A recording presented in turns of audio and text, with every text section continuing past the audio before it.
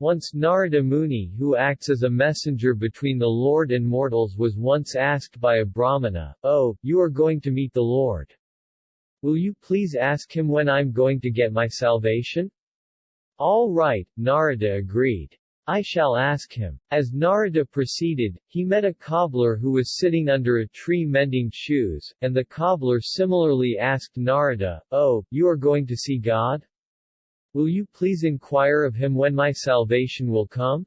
When Narada Muni went to the Vaikuntha planets, he fulfilled their request and asked Narayan about the salvation of the Brahmana and the cobbler, and Narayan replied, "After leaving this body, the cobbler shall come here to me."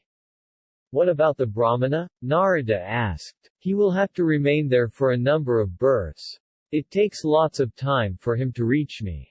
Narada Muni was astonished, and he finally said, "I can't understand the mystery of this." "That you will see," Narayan said. "When they ask you what I am doing in my abode, tell them that I am threading the eye of a needle with an elephant."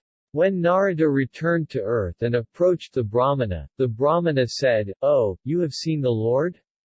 What was he doing?" "He was threading an elephant through the eye of a needle," Narada answered. "I don't believe such nonsense," the Brahmana replied. Narada could immediately understand that the man had no faith and that he was simply a reader of books. Narada then left and went on to the cobbler, who asked him, "Oh, you have seen the Lord? Tell me, what was he doing?"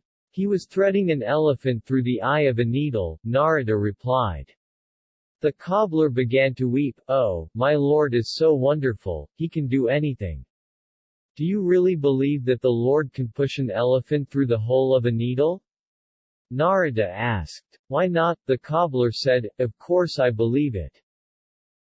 "How is that?" "You can see that I am sitting under this banyan tree," the cobbler answered, "and you can see that so many fruits are falling daily, and in each seed there is a banyan tree like this one. If, within a small seed there can be a big tree like this, is it difficult to accept that the Lord is pushing an elephant through the eye of a needle?"